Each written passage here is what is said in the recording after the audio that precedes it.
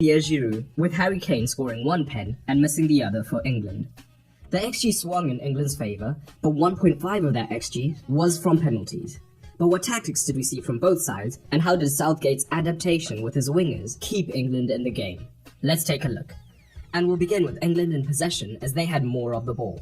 When England had the ball, France once again defended in a lopsided 4-4-2, with Mbappe operating high on the left-hand side and sometimes even ahead of Giroud, who could stay deep on Rice when needed, whilst Rabiot would come into this tucked-in left-hand side position, with Griezmann often dropping deeper into the midfield. The shape could also vary if they were being more aggressive, as Giroud could move onto Maguire to press, with Griezmann looking to pick up Rice instead. So Giroud and Mbappe form an off-axis front two, with the midfield four being quite narrow and tucked in, with Rabiot being the widest left. When building up, England built up with a minimum of a back three, with Walker tucking in off the right-hand side. And this is the position he plays his club football in either way. But it also gave England the security of Walker's pace against Mbappe on the transition, and for the most part he was able to handle that. And France's shape of the narrow 4-4-2, with Giroud occasionally tying up Rice, meant that it was extremely difficult for England to penetrate right through the centre of the pitch. But they were quite aggressive in looking to use the wide areas to their advantage, firstly down the left-hand side. England's build-up shape was quite flexible, as it could be a 3-2-5 with Bellingham pushing up into the left half space and Henderson on the right if Shaw had stayed deeper.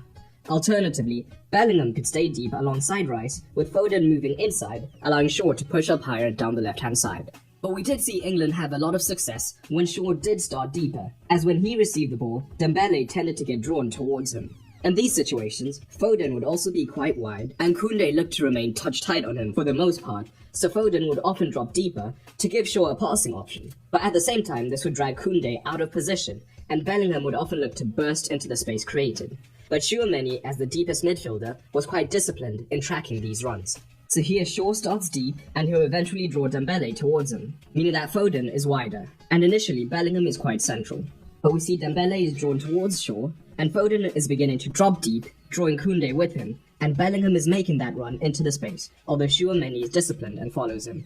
So with the England shape being quite fluid, they look to overload the left-hand side even more, giving Shaw permission to push higher up, and Foden would tuck into the half space, but now Bellingham would also join Foden in the half space, either pushing ahead of him when a man was drawn towards him, or operating generally in these deeper regions. That was also combined with Kane being willing to come across the pitch as well. So one of Bellingham and Foden tended to be free to receive the ball, and they combined quite well, especially in the second half, looking to play cute 1-2s to get around the pressure and move higher up the pitch. But another advantage of this is that it would force France to come across the pitch in order to compensate, and as we discussed, their midfield was already quite narrow, so now Rabiot would be dragged even further across in order to compensate, meaning that Hernandez would have to tuck in the pitch as well. This was made worse by the fact that Mbappe tended to stay high up the pitch rather than tracking back. So at times, England were able to maneuver the switch to Saka, who would then be 1 versus 1 with Hernandez. And crucially, England would support Saka once the switch came across, either with Henderson underlapping or overlapping, or even the likes of Bellingham making the run from across the pitch, looking to provide an option. And they did get into some dangerous situations. So down the left, Foden is high as well as Shaw, Bellingham, and Kane out of shot. They have now been joined by Kane, who's dropped deep, meaning that France has to shift across the pitch. As a result, Saka is free to receive the switch and is now 1 versus 1 with Hernandez, with Henderson looking to make the run. But the right-hand side was also utilised well for England. In their default shapes, the midfield could be fairly man-to-man, especially with Rabiot in this tucked-in position.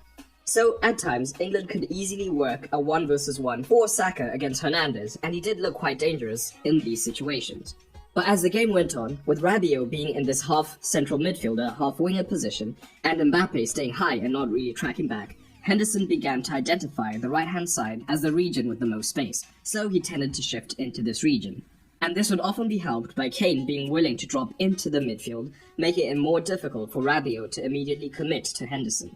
So now there was the potential for Henderson and Saka to have a 2 versus 1 against Hernandez. But what we could also see is that when Rabiot was dragged wider and Kane was staying higher up the pitch, Saka could move into these more inside positions and provide an option between the midfield, and we did at times see England able to find him, looking dangerous on one occasion in particular. So Henderson is out wide, allowing Saka infield, and Rabiot is caught between two players. So now Saka comes further over, opening up the temporary space to receive the pass. The ball eventually does come to him, and he's able to drive on to have a shot on goal. But with France sitting fairly deep, England struggled to create clear chances. But France were eventually the winners, so what tactics did they use in possession? When France were in possession, Rabiot and Griezmann tended to push much higher up than Tchouaméni, who was the single pivot. And the way that Southgate initially used his wingers when defending put England at risk. Initially, when France were deep, Kane was tasked with pressing one of the centre-backs, while Saka would have to come from out to in to press the other one, looking to apply a lot of pressure on Varane and Upamecano. But potentially having your fullback 1 versus 1 against Mbappe is bad enough. But adding one of the best attacking fullbacks in Europe to that equation, making it a 2 versus 1, is even worse. So this was not the best ploy by Southgate, and they were lucky not to be punished. So here we see Saka coming from out to in, and on other occasions France were able to work the ball to Hernandez, and he would then drive up the pitch. So Southgate was quick to change that, and Saka began to defend in a more traditional manner. And instead, if England wanted a second man pressing alongside Kane, Henderson would push up when the moment was right to apply pressure and force France backwards. But France looked just as dangerous down the right-hand side, and Jules Koundé tended to begin quite deep. And when he received the ball, much like Saka early on, Foden was drawn in towards him. And Dembele didn't tend to start high up the pitch, where he could easily be picked up by Shaw. Instead, he tended to drop a little bit deeper, whilst Griezmann, from his central midfield position, would push up into the half space, and this caused danger for England. Because if Shaw stayed deeper due to the threat of Griezmann, Dembele could now receive the ball and have momentum when he drove up the pitch, still leading to a 2 versus 1 against Shaw. But if Shaw started too high on Dembele, if France were able to work the ball to Griezmann, he would be in plenty of space, with Maguire being forced out of position. Koundé begins deep and Foden has one eye on him, so Varane is able to make the pass to Dembele. Griezmann is already in the half space, and Shaw then has to go and close down Dembele, opening up space behind him. So now Dembele finds Griezmann, and Bellingham has to make an excellent tackle to stop the attack. But Deschamps was quite crafty in the use of his centre-backs, who were quite aggressive when on the ball to move high up the pitch, especially when Kane was the sole man pressing, as he could only cover one of the centre-backs. So, at times, Koundé would be pressed too closely and Foden might cut off the passing lane to Dembele. So, both Upamecano and Varane were instructed to drive into the midfield to open up new passing angles, where they could then look to find the dangerous wingers. Once again, Foden is watching Koundé, but this time Varane is willing to drive into the midfield.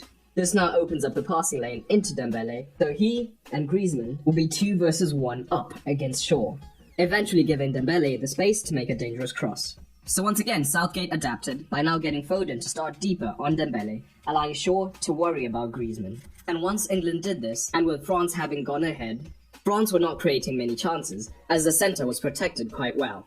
But sometimes you can't account for moments of brilliance, like Tchouaméni's shot and Griezmann's cross. Overall, this was a tense match that could have gone either way, and France would be delighted to set up a semi-final against the impressive Morocco, and perhaps get one step closer to retaining the World Cup. For the manager tactical scores, both teams set up well with clear tactical plans to adapt to their opponent's strengths, meaning that both